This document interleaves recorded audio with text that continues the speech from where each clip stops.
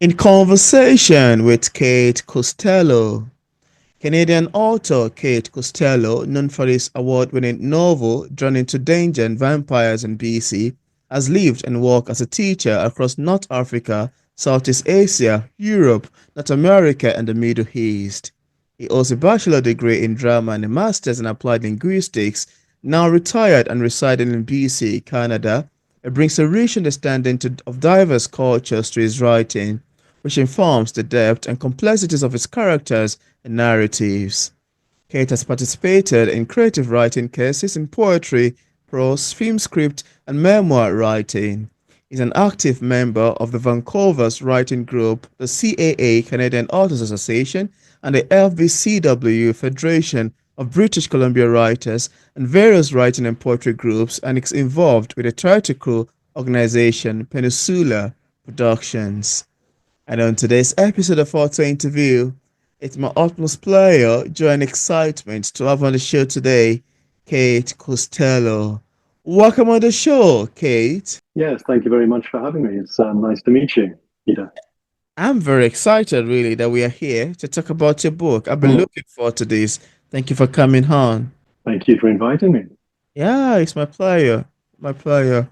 So, Kate, I need to first say that I was intrigued reading to the description page of a vampire thriller, Vampires in BC and Amazon.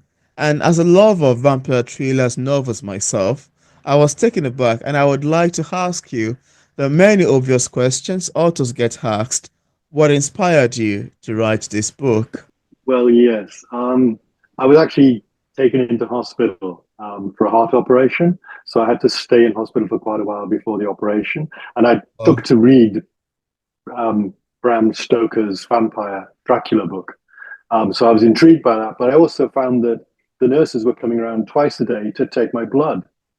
So I'm mm, like, what are they doing with the blood? Well, I'm in hospital, and how many patients are they taking the blood from, and what do they do with it? And kind of the two clicked. Vampires, brilliant place for vampires to stalk the hospital and prey on the patients. We're all lying in beds. We can't get up. We can't do very much. Excellent place for vampires to work. So the mm. two kind of just gelled together. This made sense. Wow. That's actually an amazing, that's a very quite interesting way of becoming a writer. A lovely introduction you've got in there. I'm not quite sure if you have a copy of the book there with you. You love to show to the camera, Um, just so we see what yeah, it looks okay. like. This is so it's a bit difficult Okay, yeah, on I can see now. Vampires. Yeah, I can see the now.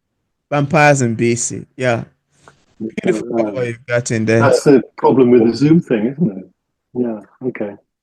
Yeah, With the trying to show it. Oh, that's better, yeah, isn't it? that's better. If I show it like that. Yes, Better now. yeah. Beautiful.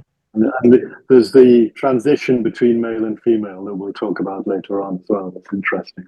Yeah, yeah.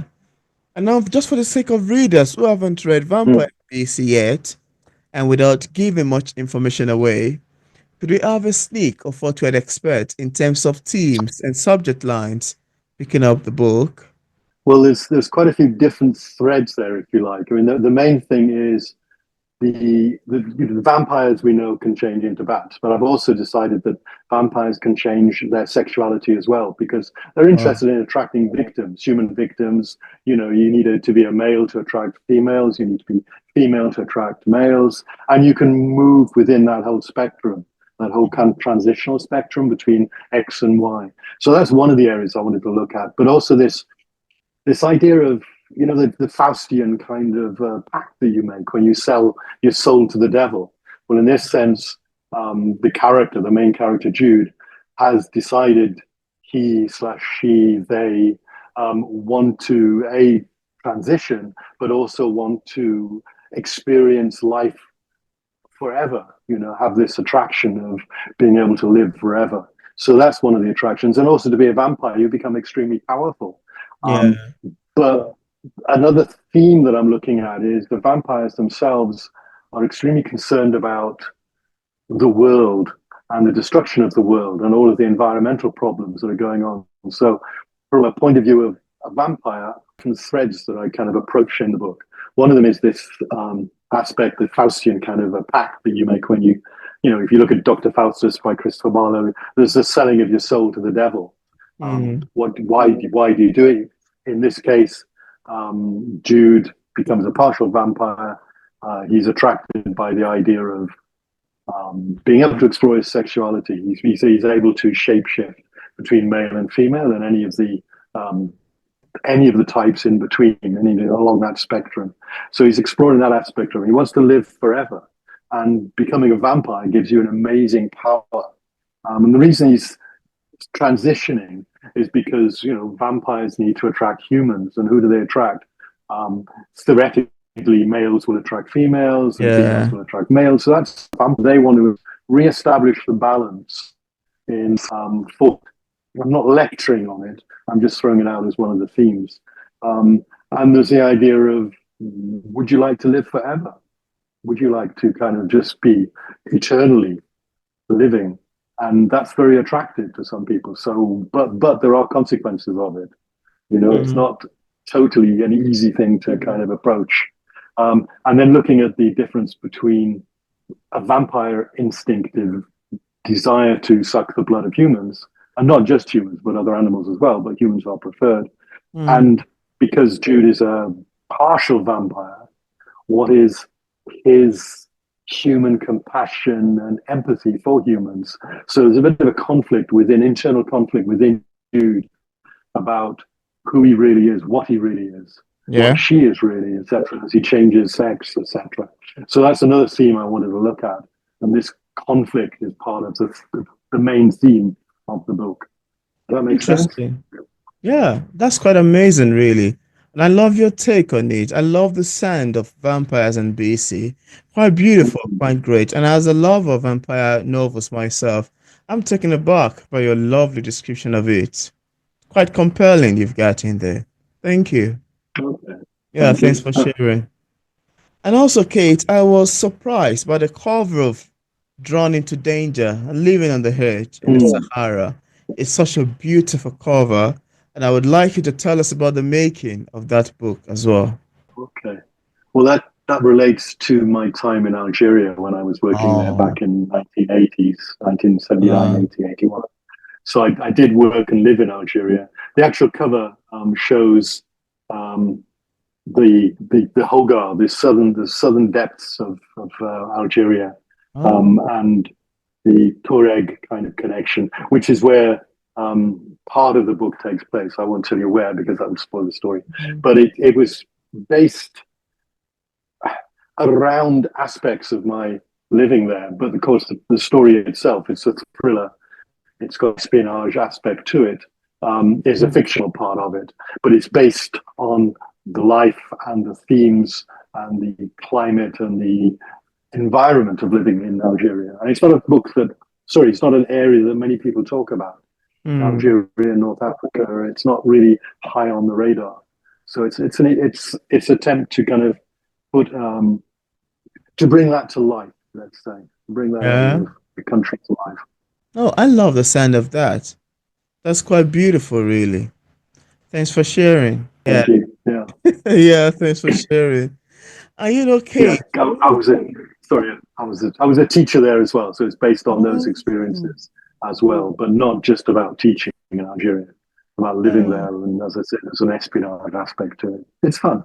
Yeah, that's beautiful. And before I go on, I would like you to show the book to the camera, Drawn into Danger, just so we can see it again. Yeah, Drawn Yeah, into Danger. flips in and out, doesn't it? Yes. Okay. Thank you. It flips Quite in and out. beautiful. Yeah. And Kate, one of the most interesting things to me as a writer is to sit back Mm, and listen to readers' feedbacks. And you may want to agree with me that one of the things that makes literature to be a bit complex is the fact that it can be interpreted in different ways by different readers based on their opinions. And sometimes the readers might get a message intended by the author. Sometimes they might be close to mm, getting the message. Sometimes they might be far from it. And sometimes they might hilariously misunderstand the message and interpret the book upside down. And as mm. interestingly fun as they sound, I would like to ask you, how do you feel when readers interpret your works differently than you intended? How does that make you feel? I can't. demand that readers interpret it in a particular way that I've written it. It's entirely up to the reader to decide what it is that they relate to, and their own experiences are totally different to mine. So Yeah. I can't predict how they will react, and how they react is totally up to them as readers. They can interpret it in many different ways, and that's perfectly fine. You can't expect people to think how you think about something. They have Yeah. their own experience, interpret something. So it's wonderful that they have different ways of looking at books. And that's what I find when I'm reading reviews, is they've seen things that I hadn't even thought about. They may have been subconsciously put in, but they're not anything I was particularly aware of. And that's fascinating as well. People have different Yeah. reactions. That's it's really good. Yeah, I think this is one of the things I love about book conversation and book club meetings, whereby you have a Mm. gathering of people come together to talk about a book, and the review the first person would give would differ entirely from the review the second person would give, and slightly different from the review the third person would give, and over again we keep having people bringing in their different perception, point of views Yeah, based on what they've yeah. read. It's a beautiful experience, I think. And of course, everybody's opinion is valid, because that's what they're taking from the book and Yeah, that's what they've put into it. So yeah, everybody's got a valid opinion as to what it is absolutely. doing. Absolutely. Thank you for sharing. I love that. I love that. And Kate, you also have another book in the name of Starship Malaysia, Lies That Save Lives. Without giving Yeah, I'll show you spoilers, that I'd one like you too. to tell us about that Um, too. yeah, Starship, again, I worked in Malaysia, and again in the 1980s. And I wanted to tell, this is a YA, a young adult story. So I Oh, wanted to look at how a young adult would respond. I was teaching there as well. So it's nothing to do with my experiences in Malaysia, apart from the context of the country and the context of the people.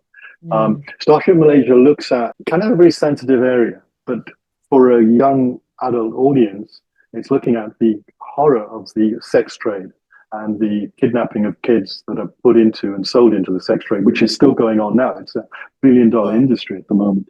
So it's trying to introduce that aspect to them in a thriller concept, where in this story, it's more of a boys' own type of story, where a group of Malaysian boys in a school, in a high school, and because it's an Islamic kind of setting, girls and boys are very separate. So it also looks at that aspect of the difference between how girls and boys are treated. Yeah. But I didn't want to get into any graphic aspects of it, of the sex trade, but I wanted to look at the fear and the trauma of it happening to children. So Mm, it's to introduce the idea, but in a way that isn't, as I said before, lecturing. It's not lecturing. It's not telling. It's just giving the experience in a thriller concept. So without going into the details of what happens, it is it is an interesting way of approaching it and trying to get people to understand what happens yeah. without terrifying. So it has a happy ending as well. Oh, I like the bit. I like a description of the Starship Malaysia and how you bring Mm. in the That conversation of this together. Yeah, sorry, yeah, that I didn't explain that. That is because the main character, Dave, wants to become a reporter. He's about 17, and that's his main aim, is to become a reporter. So he basically makes recordings. At first, he makes recordings for what he's created as a Starship Enterprise kind of aspect, and this is Wow. Starship Malaysia. So he makes reports to the captain of the Starship about his experience living in Malaysia.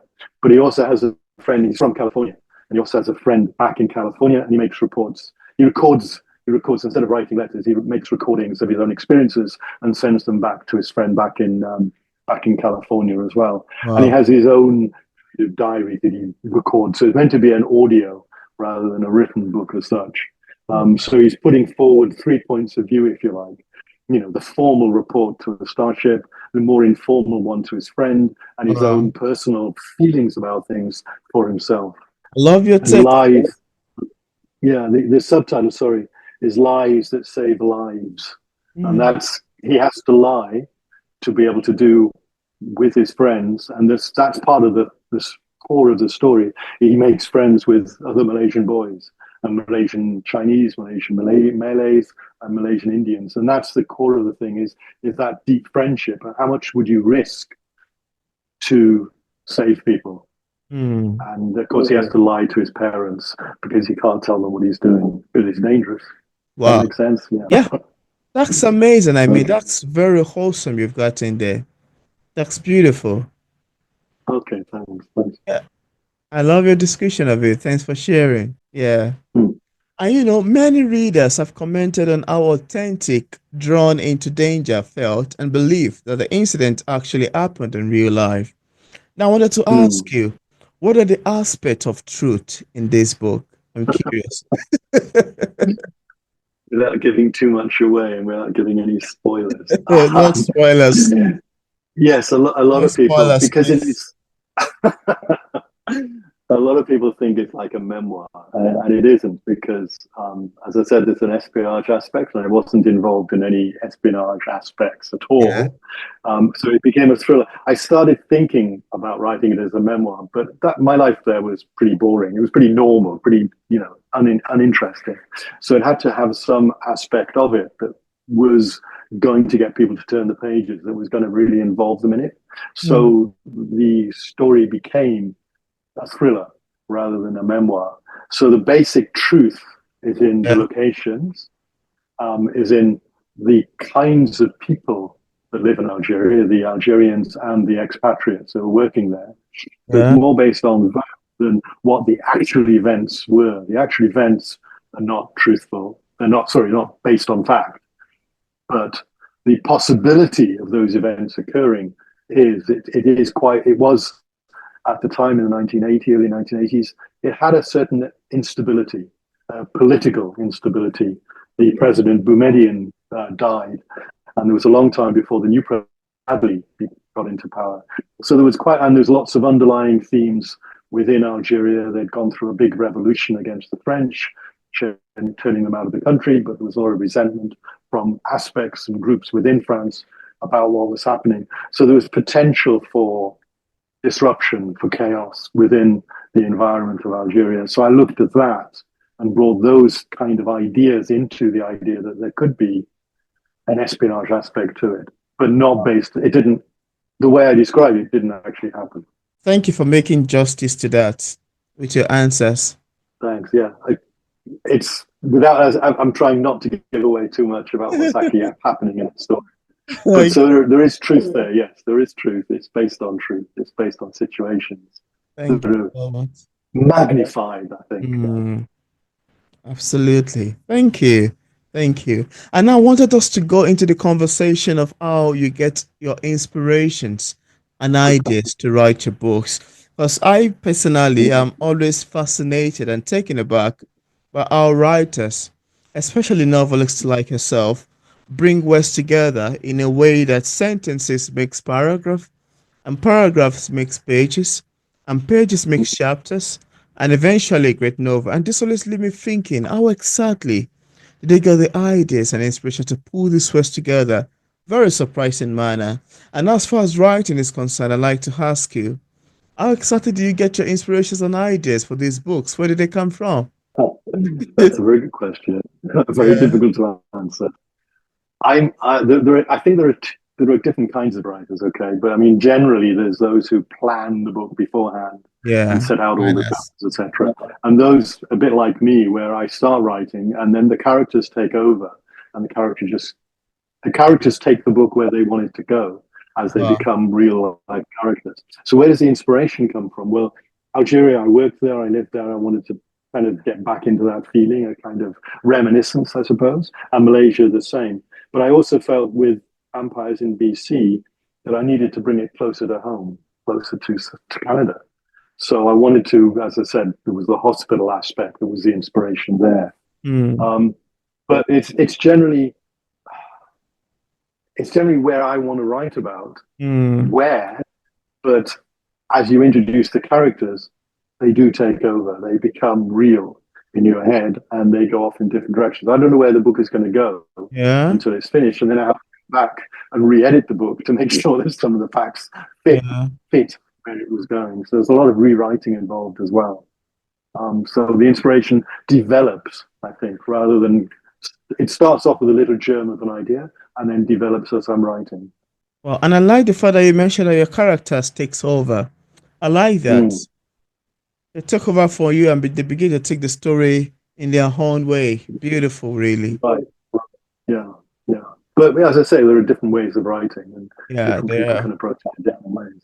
Have you tried? You've tried writing yourself, and Yeah, I've have you? tried I'm working on a novel that has been taking me. I started 2019. I think that should be more than 5 years or 6 years now. But And that's hilariously, I'm at fine. chapter 9. Okay. And do you find the characters taking over, or are you They're very actually taking controlling? over, and I think I need to Yeah. go back and revisit it. I stopped a long while ago concentrating on poetry and poetry. But then I think I need Mm, to go back to my story writing. It's a novel. Yeah, one that I'm very okay. excited about. Yeah. The story is still Great. fresh in my Yeah. head. I think it's good. I just bring it down now, currently, you know. Okay. Go for it. Go for it. Yeah. Because you find it takes over. It takes over your life in a way as well. You know. That's fun. Thank you. I love your take on that. And now, apart from the books you've mentioned so far, do you have any other works you've authored or currently working on? Also, are there any challenges you've encountered in the process of writing your books? I'm just curious. I think I've got two questions in there already. Yeah. I'll answer the second part. I think time takes over. You know, your life takes over and interferes with how you can write. Writing, And yes. that's one of the, there's always the little things you have to do to live, go shopping, all that kind of stuff. Yeah. That takes over. So it's trying to separate the two and devote yourself to the period of time to write. Um, and I've become less good at. During COVID was when I wrote the first two books, and that was an Mm, excellent time because you couldn't go anywhere and do anything. Um, and then being in hospital as well was a big factor in being able to write. So oh, you've got to be wow. able to set this time apart. And that's the main problem is the conflict between the time to write and the conflict of what you need to do when you're living. The first part of the question, yeah, I'm kind of in a writer's block. I want to follow up on Vampires in BC and write a sequel because I left it at a cliffhanging point. Oh, So I'm wow. trying to write a sequel to it. But one of the things I've found is that all of my three books are from the point of view of the narrator. So it's his point of view, and that restricts you from being able to really show how the other characters think without them reporting to the person telling the story. So Mm, it's quite difficult. We're not looking at it from a point of view of an omniscient narrator at all, who's looking down on the characters. You're looking at it from the main speaker's point of view. yeah. So that has been a bit limiting. So I'm looking at maybe introducing, and some of the books do this now, is having two or three different characters' point of view, how they Mm, see it. So you can go into, I might go into the main character that is the vampire, yeah. the main vampire story, and have her point of view. Um, and looking at it from their point of view and finding out what they think about what has happened. So that's the way I'm looking at it, but I haven't started on that yet. Mm. Another book I was write was about the point of view of my dogs and how my dogs relate to me, which would be quite fun.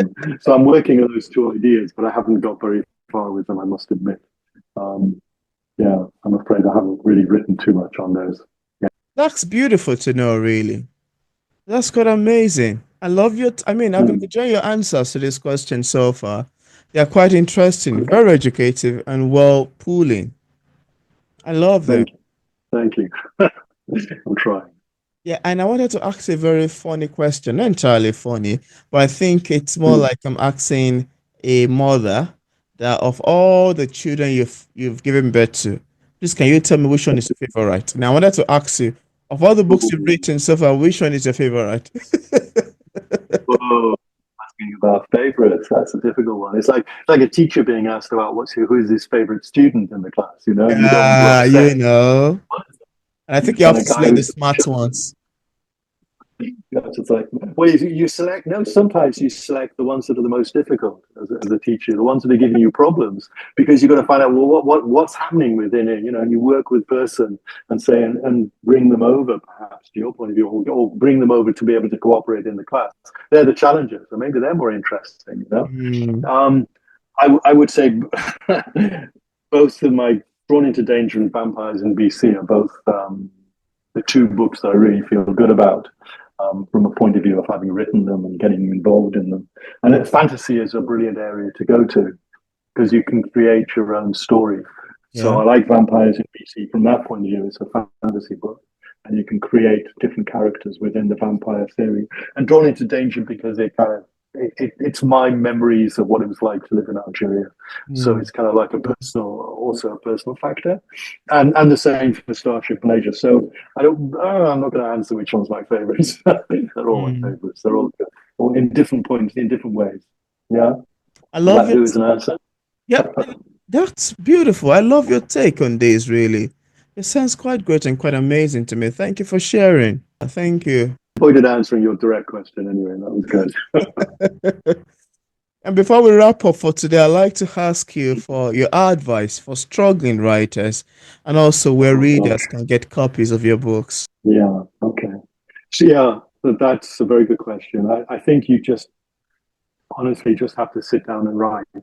You just have to kind of commit yourself to writing short stories, little poems, as you've mentioned. Just anything to get the pen to paper or to get your fingers on the keyboard, or even nowadays, I found when I was in hospital, I could dictate the story into my iPad, and that saved having to write it, etc. So it's just getting down and doing something, and then rereading it and editing it and doing all the hard work afterwards.